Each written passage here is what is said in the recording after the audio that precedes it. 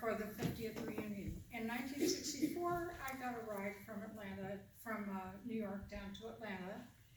And then Wendy Anderson and I, who's another white girl, and 3 black guys drove to Jackson, Mississippi. And everything was fine until we got to Alabama. And in Alabama, it was not safe to have an integrated car. So Wendy and I crouched down in a back seat. She's very tiny, thank goodness. And they put a blanket over us, and that's how we got into Mississippi. Wow. And they put me with a black family, very nice black family. It's an older couple, actually. And in an area, you know, the streets are dirt. There's no sidewalks. They showed me my room. I looked around for the light switch. Then I saw the kerosene lantern. I wondered where the bathroom was. Then I looked outdoors and saw the outhouse. So, but they were very nice. And I'll tell you more about what I did after that. In 2014, I flew down through Houston, and our plane there was a connection that was not working, and so amidst all of these, you know, 3-piece suit guys wandering around, there were 3 white-haired, bearded guys in Levi's with sneakers. I said to myself, those are my people. And sure enough, they were going down for the reunion too. And of the 3 of them, 2 were lawyers, and 1 was the CEO of the company. Because a lot of us went into the law, I think as a result of our experience there, because the law was really our only hope when we were working down there. So the story of the movement really begins after the Second World War, and there was some organizing, and this is all done by black people in the South.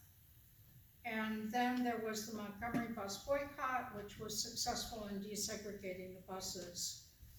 And then, as you know, there were the Freedom Riders, and there was a lot of other activity. Now, all of that is primarily black people organizing black people. But there were a lot of ministers who went down, and some of them were white. And the organizers were noticing that when there was a substantial white presence in a black action, the police were marginally less violent. So they thought about that, and then also Fannie Lou Hamer said, look, if we want to integrate society, we've got to integrate ourselves. And John Lewis had the idea that if we brought down white civil rights workers, the sons and daughters of leaders in the North, that maybe the media would pay more attention. And sure enough, that's exactly what happened. Not that the white people did any more than the black, they certainly did not. And I was clueless. I was so useless. But just the presence there made a difference. So when I was down there, I was actually after Mississippi Freedom Summer. And but what went on in Freedom Summer was very important. There were 3 things that were going on in Freedom Summer. There were freedom schools, which were a fantastic educational opportunity for people aged 4 to 94.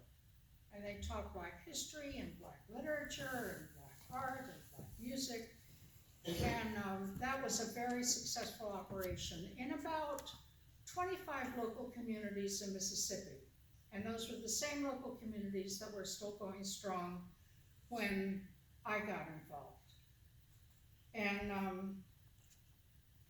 then the other one was registering voters for the regular elections, which was extremely dangerous. People were killed, their houses were burned, they were fired. It was extremely dangerous to try to register to vote. Then there was the Mississippi Freedom Democratic Party. That was a genius move. The idea behind that was that since the regular Democratic Party was sort of a good old boys club. I mean, they didn't follow the rules that the Democratic National Committee laid down. They had meetings whenever the good old boys could get together. They didn't announce things, they didn't make things public, and we knew that. I'm not I, but you know, the organizers knew that. So they decided what we'll do is we will dot every I and cross every T, and we will go down to the Democratic National Convention in August and challenge them. Why should they fight? Why should they seat the regular Democratic Party when they don't follow the rules? Why not seat us? We follow the rules. So that's what they did, and they got 100,000 people to sign up for the Mississippi Freedom Democratic Party. It was a huge success. And they went to the convention in August and wanted to present their credentials to the Credentials Committee. The Credentials Committee was not interested in hearing what they had to say. So Fannie Lou Hamer tried to get in. She was not, they decided not to schedule her. The movement had friends in the media. Someone got her on NBC TV at 4:30 in the afternoon. She gave a very moving presentation talking about what had happened when she tried to register to vote and how badly she was beaten.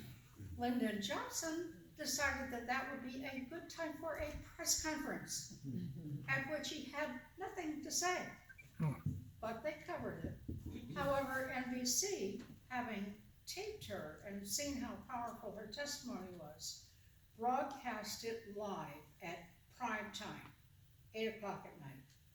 So the whole country saw what was going on. And the Credentials Committee was then in a position where it thought, well, here's what we'll do. We'll give you guys, we'll seat the regular Democratic Party, but we'll give you guys 2 seats non-voting. That was put up to all the people who had worked so hard. And they said, as Fannie Lou Hamer said, we didn't come all this way for no 2 seats. So they left very disappointed and very disillusioned. And that was the environment that I came into when I came down. And they tried me. I came down, I was a white girl. I mean, totally naive, completely clueless. And they tried me on registering voters. They tried me on organizing local women to get them more active in the movement. Didn't really pan out. They ended up putting me on the Watts line. The Watts line was wide area telephone service. In those days, telephone calls were very expensive. And, but Dick Gregory and put up the money for the Watts line, which was a very expensive thing to do. So what I did was I called all the local offices all over Mississippi. I would call them twice a day, once in the morning, once at night. I talked to some of them 3 times a day. And any problems that they had, they would tell us. Anybody disappeared, any fires, any arrests, anything like that. They certainly couldn't call the police or 911. You know, that was the enemy. So they called us, and we would take care of whatever it was. We had cars. In fact, we had pretty fast cars. We had new cars. And because one of the techniques of the police was to force a car off the road and then beat up the people in the car. So we outran them everywhere we went. Let's see. I'm trying to think what else I wanted to tell you. Well, I guess the next thing I want to tell you is what do I think is most important to do now? I think it's voting. I think there has, I mean, we have a very dangerous precedent, and we do have a crisis of almost constitutional dimensions. Well, we do, in terms of the national emergency, to build that stupid wall. But we do, voting is I think where we should be focusing our energy. The Voting Rights Act of 1965, okay. Oh, I know, one thing I meant to tell you is the result of all that work we did in the Mississippi Freedom Democratic Party, although it did not get us seated in the convention, it was used when the Rules Committee in January was seating the new delegation. And all of that material was presented and read into the congressional record. Then it was available when all the debate came up for the Voting Rights Act of 1965. Well, you know, the Supreme Court put the kibosh on that act about 3 years ago, Yeah. 5 years ago. And then just last year, they decided in a case in Ohio that it would be okay to purge anybody who had not voted in 6 years. So there are quite a few organizations working on voter suppression, gerrymandering,